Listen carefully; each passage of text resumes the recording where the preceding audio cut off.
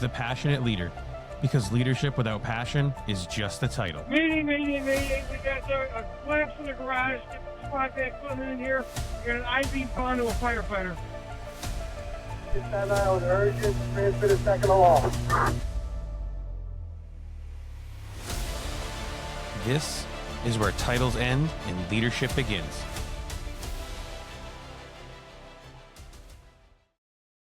Ask yourself this. If the person who shares your life also carries the same weight of the job, the sleepless nights, the missed dinners, the silent rides home, how do you keep the fire burning between both of you? Because behind every shift and every session, there's a story unfolding, one of love, loss, and learning how to stay connected when the world you serve tries to pull you apart.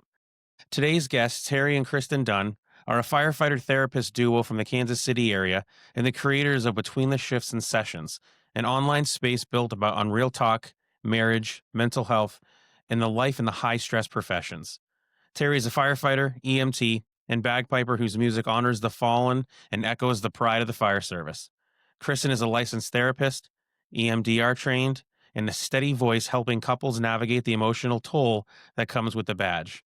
Together, they're raw, relatable, and honest about the balance between service and self, proving that surviving the job isn't just about resilience, it's about connection.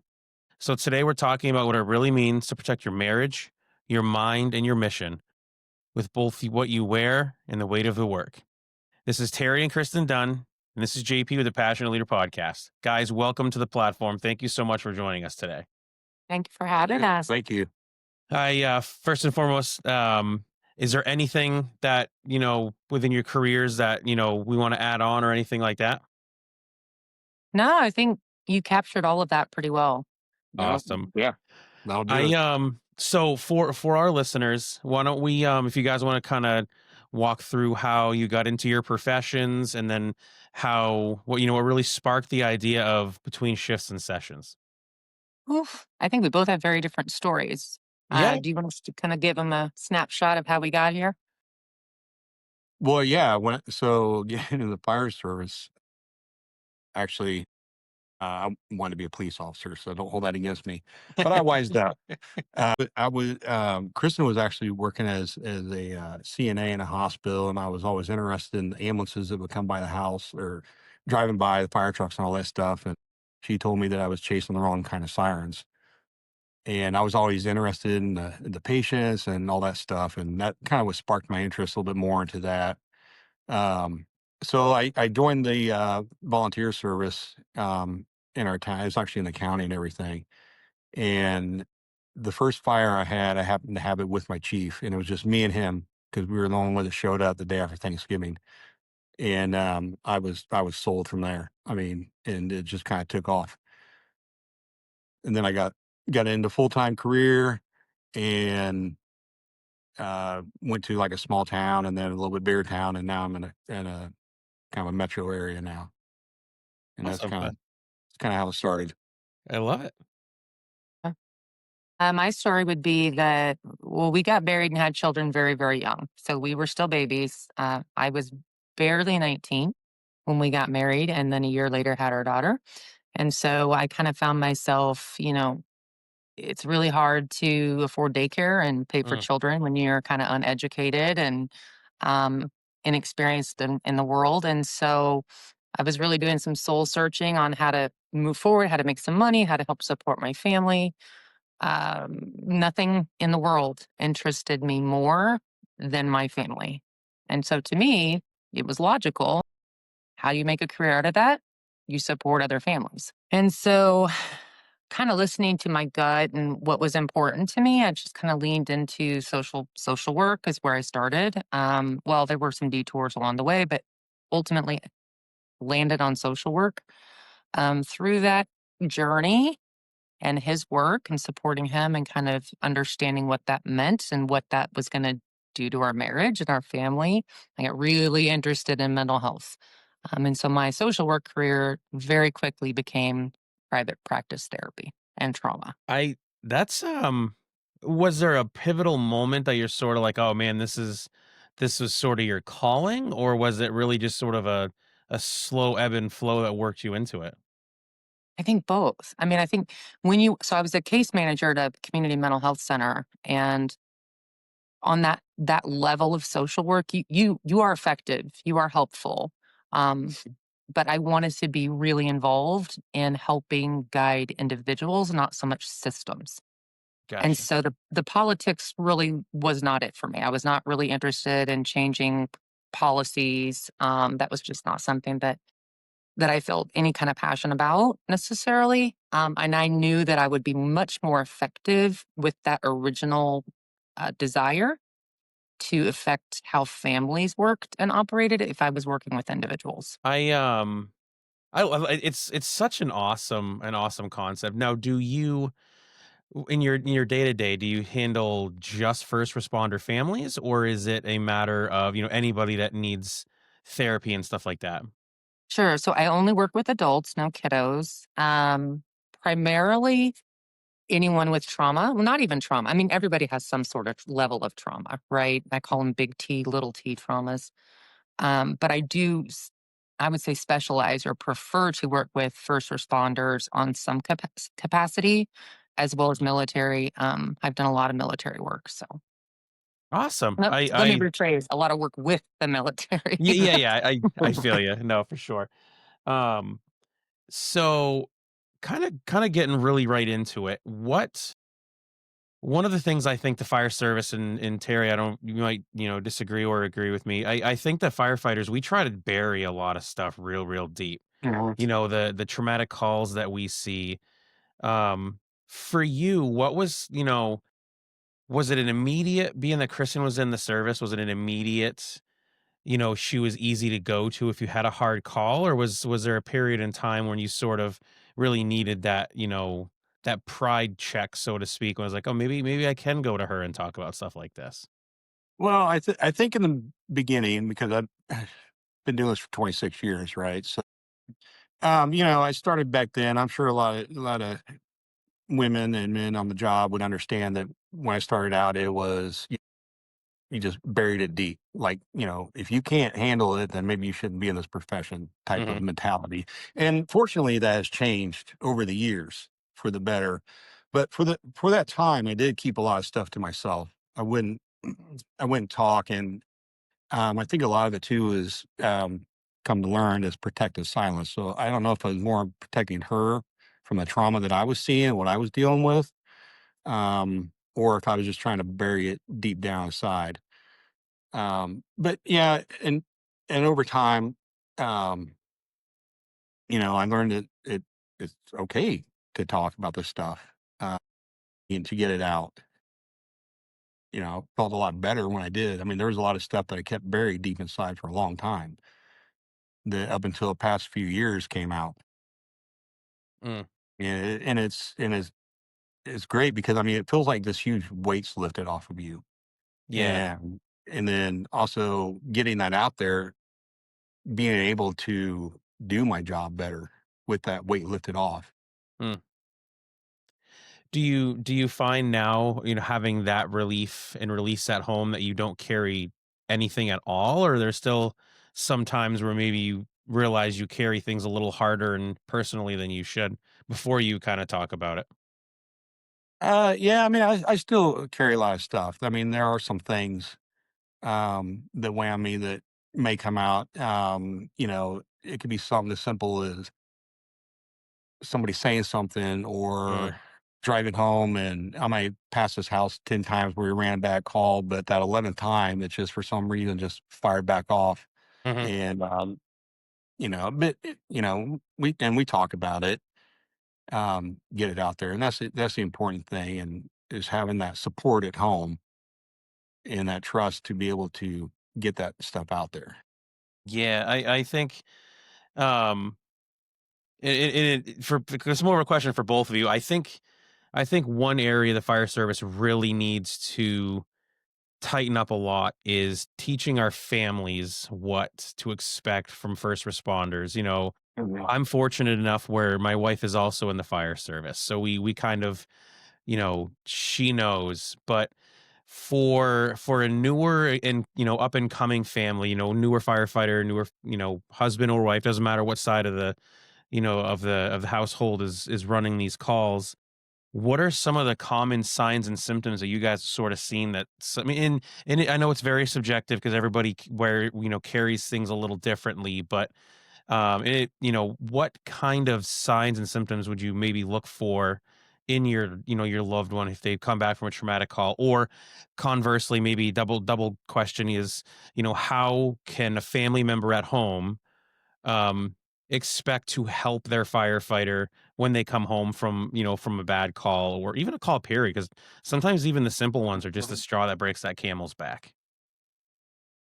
If I could speak to this first, and then I'll let Please, yeah. Terry kinda, because I we may have different answers, and that's Sure. completely fine. I wanna clarify that I am a therapist, I'm not his therapist, right? Yeah, So sure, sure, when he sure. comes home, but it's you'd be surprised how many people, well, I know you catch a lot of heat for it, right? It's like, "What does your wife do?" "Oh god, I'm so sorry." Uh, but when he comes home, I'm just his wife. I'm his wife, I'm the mother of his children, I'm not his therapist. And I think that's really important distinction. And the reason I say that is because I have to see him first as a human, Mhm. and secondly as a man, as a leader of our home. And what I've noticed throughout the history of our relationship is I know that the tendency when there is pain is quiet. It's silence. It's shut down. And that could look like just don't feel like talking tonight, or just being kind of staring off, right? So, Yeah. and that he may not even have awareness that that is even happening, but I pick up on it, and just being sensitive to kind of giving him the space to recognize that something might be going on. I love it. Yeah. No, that's solid. I think um there is a huge delineation, right, between wife therapists and there has to be for obvious reasons. Um so if if I were to have a brand new firefighter come in the firehouse today, what we know, I suppose if I had to give a couple of words of advice to their loved one as far as, hey, well, firefighter, JP just came on the job, and what would I, what are some kind of things to sort of, I don't want to say precursors, but sort of, just give, hey, this is what they're going to be subjected to. Just be prepared that you're gonna almost like it's like secondhand smoke. You're going to be secondhand, subjected to, if your spouse firefighter unloads what happened, you're gonna get kind of dragged into it too. So what if you could, what would be some suggestions to prepare newer firefighting families for coming into the service? Well, I would say just the understanding and maybe given a little bit of space. We're gone, whatever your shift looks like, 24 hours, 24 off, however, whatever your schedule looks like, and, um, if they want to come home and breathe for a little bit, turn on the TV for like 10 minutes or whatever, just give them that 10 minutes, as opposed to, um, we hear the stories of, oh my gosh, thank God you're home. Here's the baby. Well, Mhm. you don't know if 12 hours ago he just ran a code on a baby and that's what he, trying Yeah. to unload at that moment, right? So just I guess have patience and understanding. It's not that he or she is ignoring you. It just needs that decompression time. Mhm. Amen.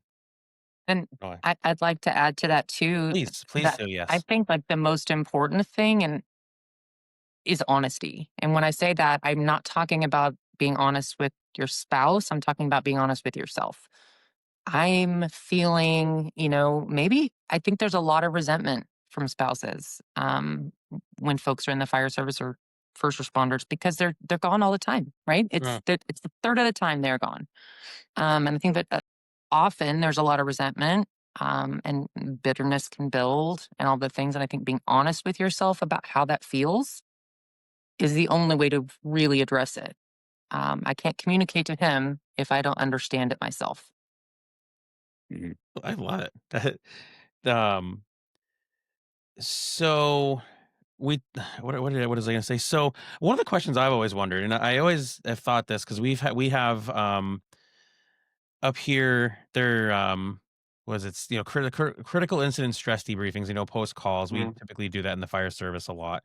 And I've always wondered, and this might be more for Kristen, what do you specifically as a therapist, what do you have to help you offload so you're not carrying you have to carry your own weight, but we don't want to make sure we want to make sure that you're not carrying other people's weight. How does a therapist go and offload, I suppose?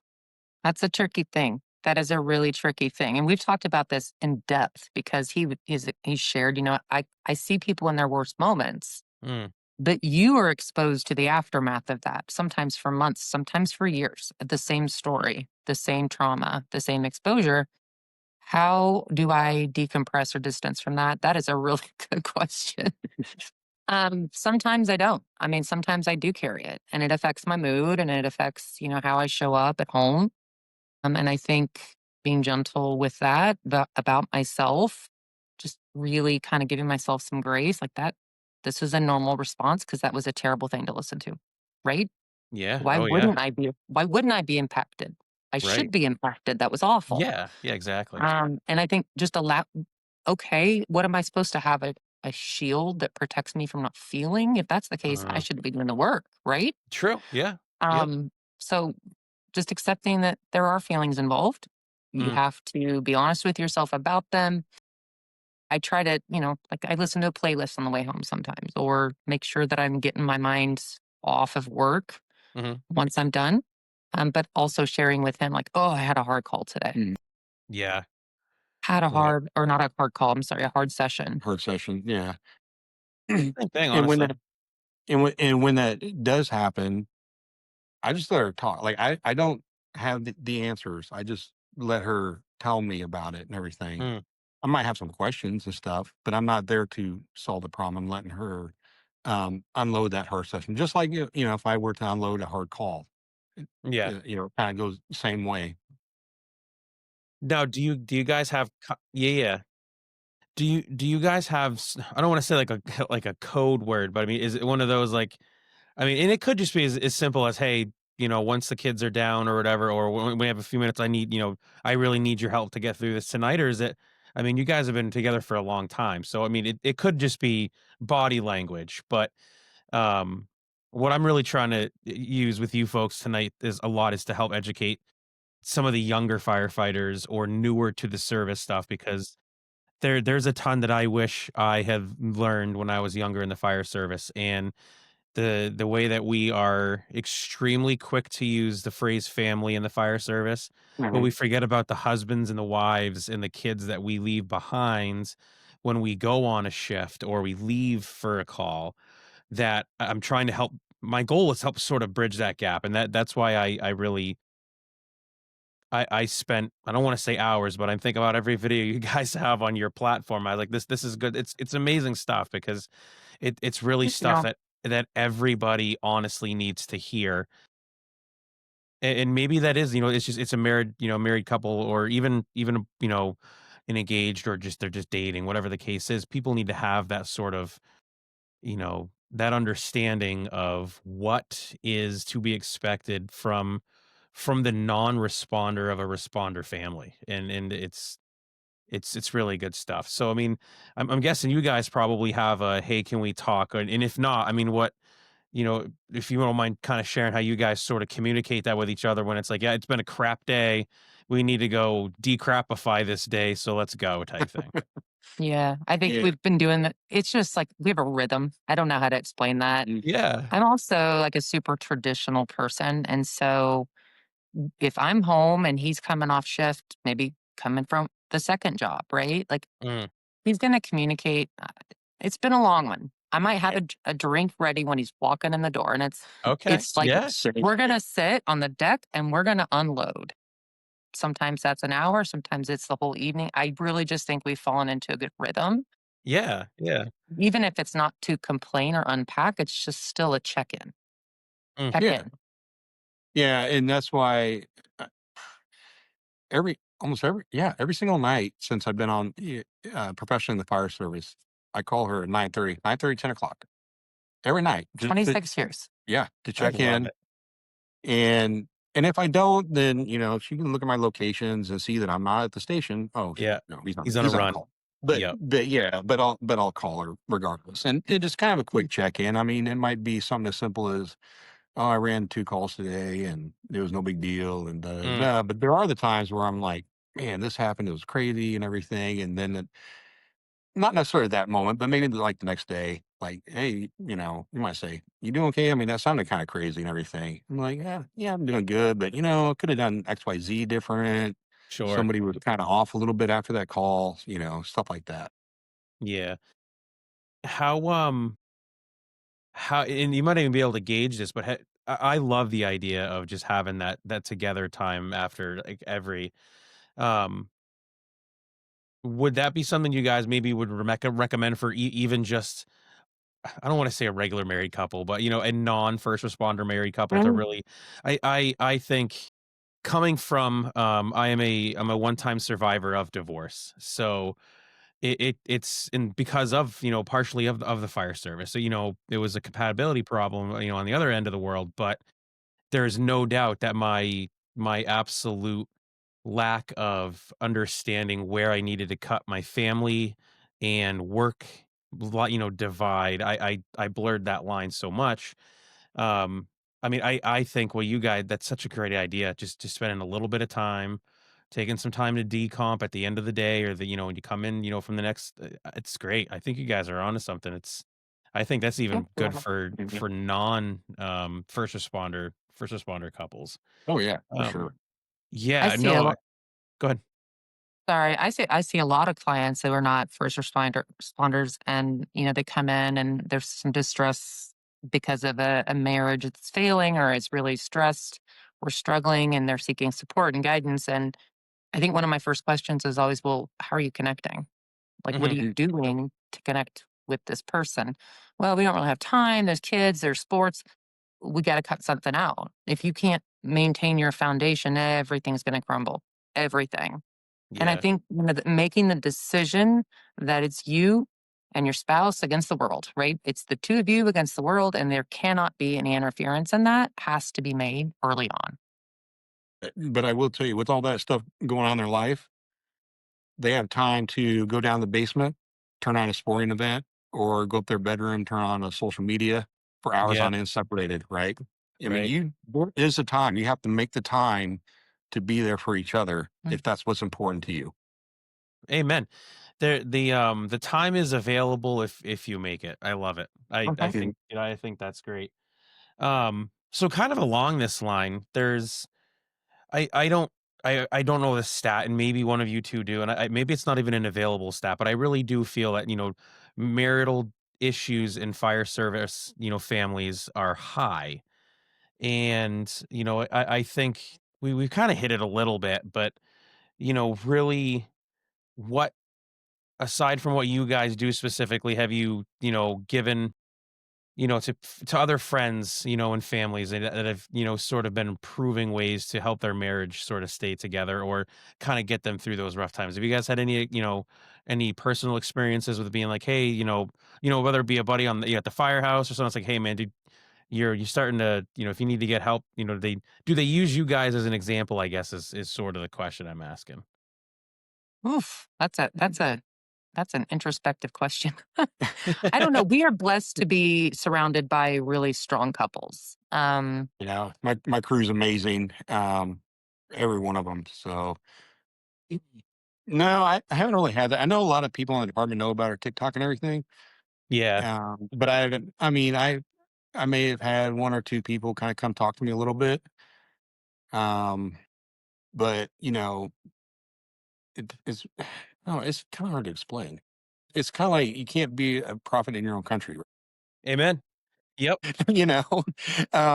So, but I've had some people come and talk to me for a little bit briefly, talk about their struggles and issues and everything. And we kind of work through that a little bit. Well, And I share with them my stuff too. each relationship though is so unique. So what works for us doesn't mean it's going to work for others. True. Yep. And so I don't know the answer to that question. If maybe I'm giving it to you, but I'm gonna step back and say probably not, because Mm, this is what works for us in this time of our life. it also wasn't what we did 20 years ago, Fair.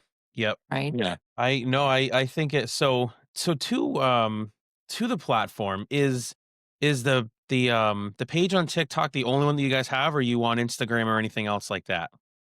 We are on Instagram. I am not very good at maintaining my socials, if I'm being honest. It can it is back to the idea of finding time. I found it's not that it's not driving a wedge because I'm blessed to have my wife who does a lot of work behind the scenes for me. She is she's a nurse. Well, not a nurse, a medical assistant.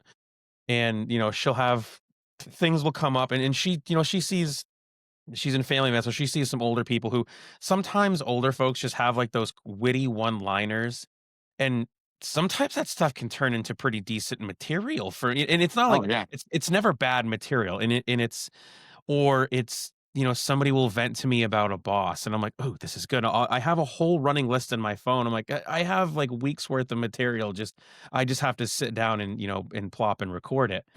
um Mhm. so I feel that pain when it comes to social media. I mean, what was the sort of the driving factor to be like, you know what, let's take this thing, through to TikTok and other social media platforms and stuff like that? That's hard to answer. I think initially it was just the realization that, well, we're kind of entering this empty nest kind of phase of our lives at this Hmm. point, and it was like this realization, like, holy crap, babe, we made it! Like, Well, yeah. we Yeah, made it, it's and we awesome. still like each other. Um, Yeah. maybe, just maybe, this is something that we can kind of work toward together, which we've never done before, kind of blending our expertise, if you will, Yeah. in a fun way that Mhm. could potentially be helpful. And so we started it, but we were fumbling. We didn't know what we were doing. Our intention is to start a podcast, which we have done some recording. We can't get out of our own way right now to get it actually going, but that's the goal. Then we start I realizing, may know we a got a guy who can follower. help you. Yeah, that Yeah. we Right. appreciate it. But then we really started kind of gaining some traction, and it's like, holy cow! I think one of our daughters said, Mom, nobody's gonna follow you. Nobody." Thanks for the support. And now I don't know how many followers we're at, but initially we kind of thought so too. We're like, it's okay. It'll be like a video diary. Like, it's just going to be kind of therapeutic for us. Yeah. But here we are on your podcast, and we've had a lot of great people come into our lives because of it. Yeah, It yeah. and I think when we started too, it kind of started out with the conversations that we're having on the deck, and we were like, we should be like recording these or something, doing something with these, and Mhm. you know, and talking about it, going through it, and then kind of reminiscing about our relationship as well. Mhm. We're like, so it kind of grew organically through that as well. And just like with our daughter said, I said, if we just help like one or two people, then I'll be satisfied. And now, I mean, it's grown into this huge community, and it's It was crazy. huge to us. Yeah. All right, passionate leaders. Guess what time it is? Our power check. It's time to take a break. In part one of our conversation with Terry and Kristin Dunn, we got to meet the powerhouse couple from the KC area who run the platform between shifts and sessions, a platform that every married couple in the First Responders Network needs to see and needs to hear. Terry and Kristin Dunn are a powerhouse couple like you've never seen. Terry, a firefighter. Kristin, she's a therapist. You can't get a better couple than this. We learned everything for how they started the platform, what they expected when they did it, how they got to the need for the platform. And in part two of our conversation, we go deeper. We discover what they actually do between shifts and sessions, how they plan on growing, what they do to remain each other's rocks, and what keeps them going and grounded in the world. Folks, if something in today's episode hit, please make sure that you're liking, sharing, and following. If there's somebody that you know that needs to hear the episode, get it to them so that they can hear it. Act on what you've seen. If you want to be part of something bigger, please make sure that you're following the Passionate Leader across all platforms. We're on Spotify, we're on Apple. We are also on Instagram, Facebook, and YouTube. And now we have a Patreon page, ladies and gentlemen. Patreon page gets you into our Discord where we can have conversations one on one in a group setting, and everything. The funds raised from this Patreon page do not go to my wallet. They go to offset the cost of doing this, and more importantly, to start a nonprofit to bring conferences to the New England and greater northeastern part of the United States that so many firefighters desperately need, but unfortunately cannot afford. As always, lead with passion, serve with humility, and leave no room for bottom feeders. Until we meet again, guys, stay safe.